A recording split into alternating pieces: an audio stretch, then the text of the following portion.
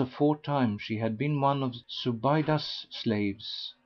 So she put the Bhang in my drink and when it was night drank, and the drug had no sooner settled in my stomach than I fell to the ground, my head touching my feet, and I knew not of life but that I was in another world. When her device succeeded, she bade put me in this chest, and secretly brought in the slaves and the doorkeepers and bribed them; and on the night when thou wast perched upon the date tree she sent the blacks to do with me as thou sawest. So my delivery was at thy hands, and thou broughtest me to this house and hast entreated me honourably and with thy kindest. This is my story, and I wot not what is become of the Caliph during my absence. Know then my condition and divulge not my case." When Ghanim heard her words and knew that she was a concubine of the Caliph, he drew back, for awe of the Caliphate beset him, and sat apart from her in one of the corners of the place, blaming himself and brooding over his affair and patiencing his heart bewildered for love of one he could not possess. Then he wept for excess of longing and plained him of Fortune and her injuries, and the world and its enmities; and praise be to Him who causeth generous hearts to be troubled with love and the beloved, and who endoweth not the minds of the mean and miserly with so much of it as eveneth a grain weight. So he began repeating: "The lover's heart for his beloved must meet sad pain and from her charms bear sore defeat. What is love's taste? They asked and answered I, Sweet is the taste, but ah! 'tis bitter sweet."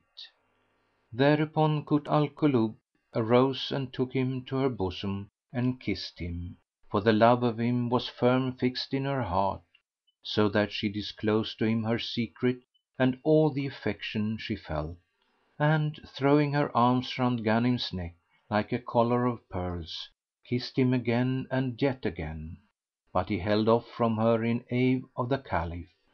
Then they talked together a long while, and indeed both were drowned in the sea of their mutual love. And as the day broke Ghanim rose and donned his clothes and going to the bazar, as was his wont, took what the occasion required and returned home. He found her weeping, but when she saw him she checked herself and, smiling through her tears, said, "Thou hast desolated me, O beloved of my heart! By Allah, this hour of absence hath been to me like a year.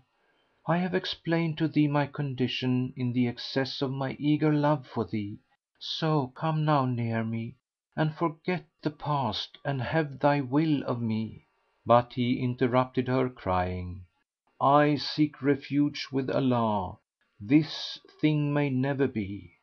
How shall the dog sit in the lion's stead? What is the lord's is unlawful to the slave." So he withdrew from her and sat down on a corner of the mat.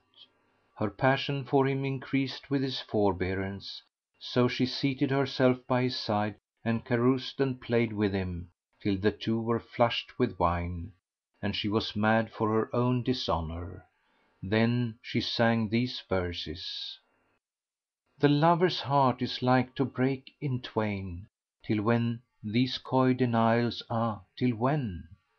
O thou who fliest me sans fault of mine, gazelles are wont at times prove tame to men. Absence, aversion, distance and disdain, how shall young lover all these ills sustain?"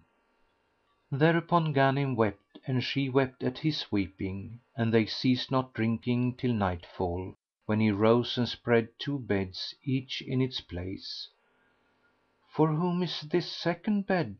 asked she, and he answered her, "One is for me and the other is for thee. From this night forth we must not sleep save thus, for that which is the Lord's is unlawful to the thrall."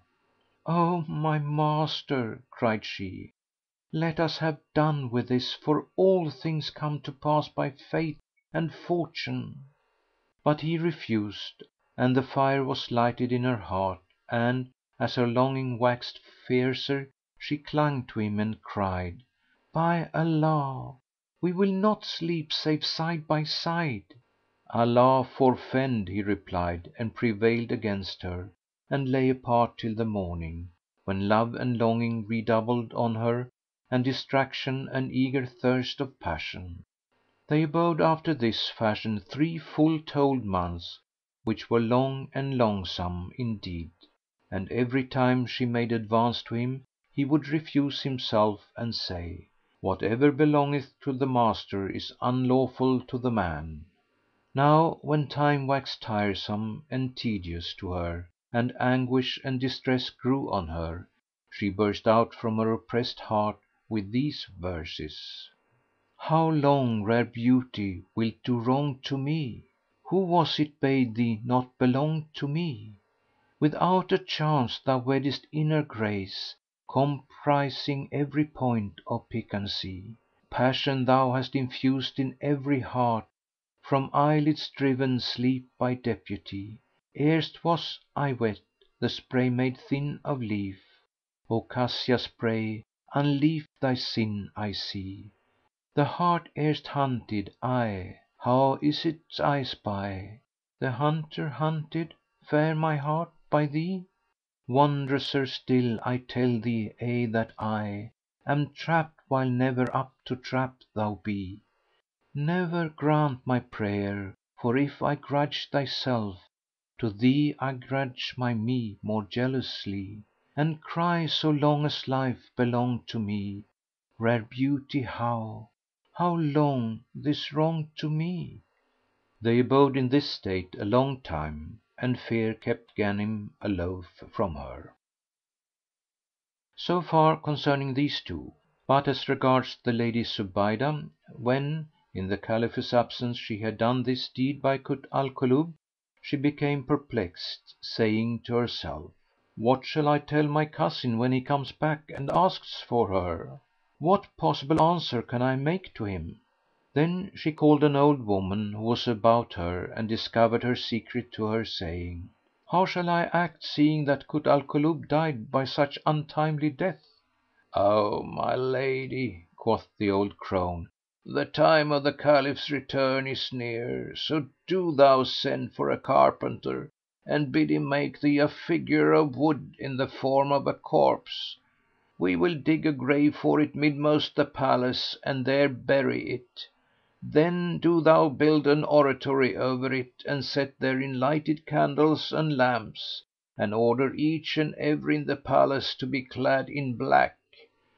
Furthermore, command thy handmaids and eunuchs, as soon as they know of the Caliph's returning from his journey, to spread straw over the vestibule floors, and when the Commander of the Faithful enters and asks what is the matter, let them say, 'Kut al Kulub is dead, and may Allah abundantly compensate thee for the loss of her, and for the high esteem in which she was held of our mistress. She hath buried her in her own palace.' When he hears this he will weep and it shall be grievous to him. Then will he cause perfections of the Koran to be made for her, and he will watch by night at her tomb.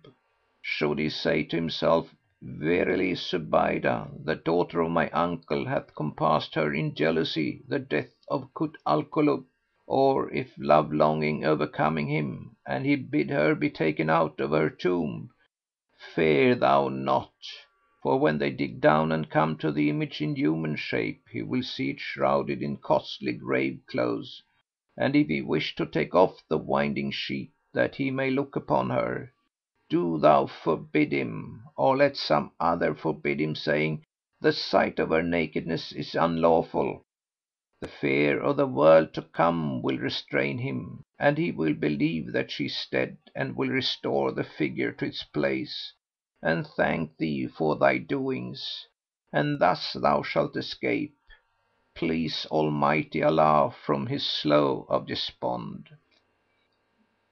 When the Lady Zubaydah heard her words, she commended the counsel and gave her a dress of honour and a large sum of money, ordering her to do all she had said.